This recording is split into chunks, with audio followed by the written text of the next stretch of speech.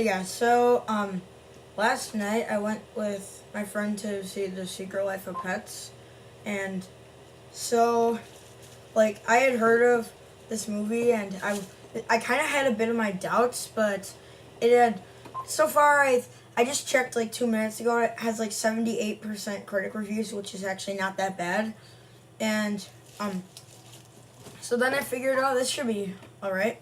So yeah, I went to see it, and yeah, so like I said, I have my doubts, but will this film prove that Illumination can make good films that aren't related to Despicable Me? Well, fully animated ones. Hop doesn't count. Or will we just want to keep this movie a secret, like the title is inferring? Well, you're about to find out on this episode of Magical Reviews. And I'm just going to warn you guys in advance that this review is probably going to have some big spoilers in it. So if you haven't seen the movie and you don't want to know the spoilers, then just don't watch this review until you see the movie. But if you don't care about the spoilers or you've already seen the movie, as usual, then you can continue watching.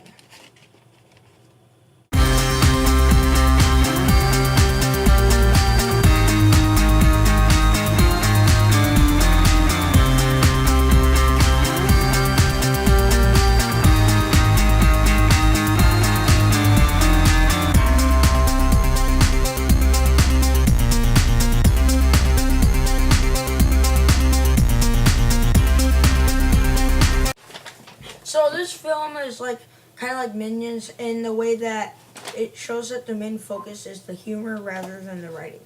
So in the first act-ish, it's like the "what do pets do when the humans aren't around" cliche, which is used in tons of movies like Toy Story and Romeo and Juliet and many more. And so unfortunately that part of the story makes it predictable, but they did get some good scenarios that pets will go through, if they when the humans leave, or if they adopt another pet and then the pet thinks that the owner doesn't love them as much anymore. And also another thing that they did with the story is that with different situations, they also said that they also showed how a certain type of pet would react with another one. Sometimes Chloe and I think it's Chloe and Max, they're arguing about whether cats or dogs are better. And yeah. So that part of the story is handled pretty well. And then the rest of the movie is this thing where the main character Max, his owner, I think her name's Katie, adopts another dog. And then there's a cliche right there after that. Guess what cliche it is? Is it A, that we just met each other but we already like each other a lot cliche? The B, we don't like each other at first but then become better friends cliche? Or C, none of the above? Well, if you answer B, you are correct. So yeah, they used that cliche, which they did in so many films, like I mentioned it in my first review, which was Hop.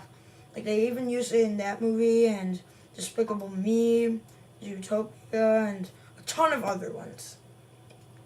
And so yeah, so that part also makes it a bit predictable. So yeah, then the rest of the movie is basically just how Max and Duke get lost, and then the other animals have to try and go find them, while meeting more characters on the way that will help them through the journey. Sounds a bit like Finding Dory, doesn't it? And since the main focus is the humor, well, how is the humor? Well, genuinely, it's pretty good most of the time.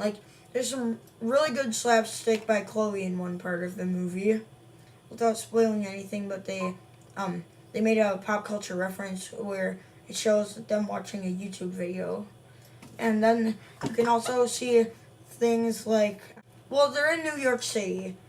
And then, you can actually see some real name brands on there. One of them, one thing that showed up on Billboard was The Tonight Show starring Jimmy Fallon. I caught that. And I just remembered there's also one that says Saturday Night Live on it. There was a couple other ones also, but I don't remember them. So, yeah. the humor, it is pretty good. My neighbor said that the movie was really funny. I didn't laugh as much as I would expect, but it still got some good laughs out of me. So the humor is good, and some parts of the story were handled well, but that still won't change the fact that it's pretty unoriginal and kind of predictable. So, unlike the story, like, this is where it seemed like the people were. So, with the animation, first of all, let's start off with the characters. So, Illumination has a kind of a bad reputation of having generic character design. And this isn't really that different, but it is a bit better than some of their other designs, like how the alley cats are. Like, I think that their design is actually pretty, like, not that generic, which is good. Well, personally, I wouldn't know because I've never seen an alley cat, and I don't really want to after seeing what they're like in this movie. And so the people at Illumination, they definitely did a better job this time with character design. It's not really the best still, but yeah. Well, in the character animation, like, I'm guessing that they had to do like a lot of research, like how Pixar does with some of their animal films, like how they had to study movements of a rat to make Ratatouille, and studying like fish to make Finding Nemo and Finding Dory. So yeah, I'm not sure if like Illumination like put in research, but it does seem like they handled the designs pretty good. Like, they even managed to make a pug look cute. If you manage to make a pug look cute, then you know that your animators did a good job.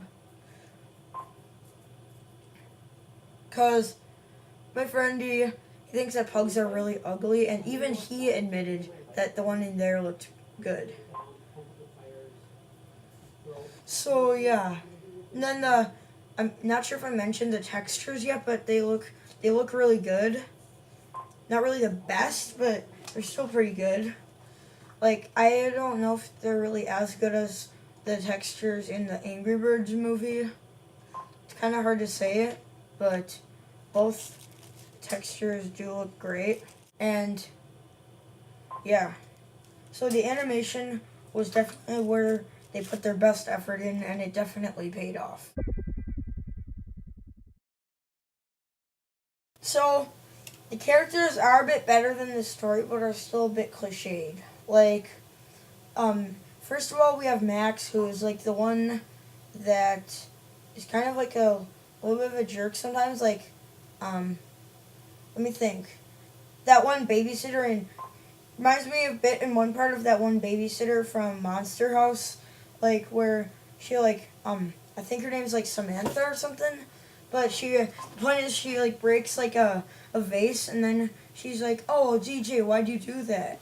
Then Max kind of does the same thing when he's trying to get rid of Duke. Like, he just destroys some stuff. And then Katie had a reaction. Not going to tell you what it is. But then we have Duke, who's like the new guy who Max doesn't like, and is mad that he has to like share stuff, and that like Duke is like the one, he keeps like eating out of Max's like dish and stuff. So, like, they don't like each other at first, and then they like each other later. Not like, but they become better friends later on, which is like one of the most overused cliches out of them all. Except for maybe the one where you think that two characters are gonna start hating each other, but then they like are yelling at each other, but then they forgive each other at the end. Like, that one also. So then we have like Gidget, who I guess is like kind of a bit of the love interest. Well, she's voiced by Ariana Grande, and I can really tell that she did a good job with the voicing. And so I really though, I more see like Ariana Grande being herself, like Animat, he says in his Megamind review a long time back, like, that the villain in the movie, I think his name's like Titan or something, but like he doesn't really see like Jonah Hill playing Titan. He just sees Jonah Hill being himself, which is kind of what I'm seeing here with Gidget a bit.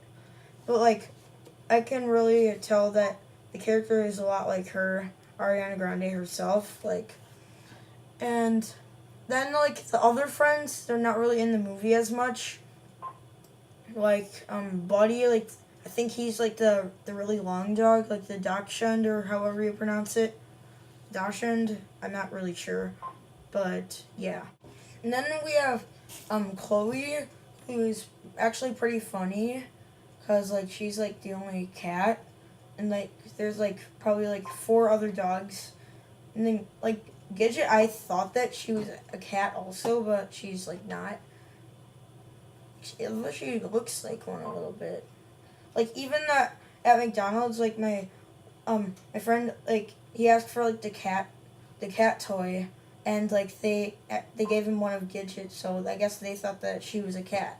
But anyways, with Chloe, she's one of the funniest characters in the movie, cause she's magical. Then yeah, a lot of the laughs came from her, and then I think he's like, I forget what kind of bird he is, but I think his name's Tiberius. Like, he's played by Albert Brooks, but somehow I didn't recognize the voice. Like, I never thought this is the same guy who does Marlin from Finding Nemo and Finding Dory. Like, I don't know how I'm not sure how I didn't notice that it was him. Maybe I was just, like, too focused on watching the movie rather than figuring out the actors and actresses. But, yeah, like, he's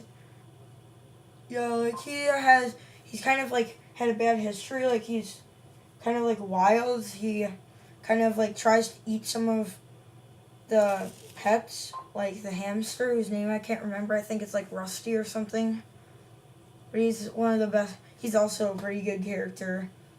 Like there's this one part towards, I think it was towards the end, he was just making me laugh so hard.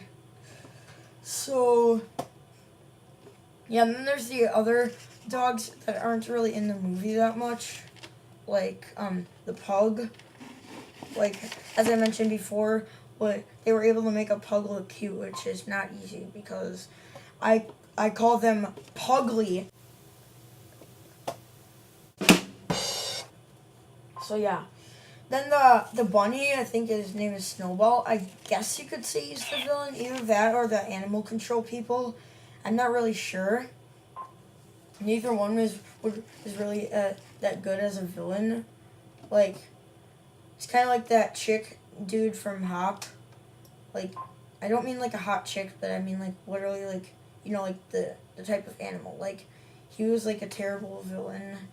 And I don't know if this bunny would be considered the villain, because he's actually kind of unique in the way that he kind of starts out on the good side, and then he turns evil, and then he turns nice again.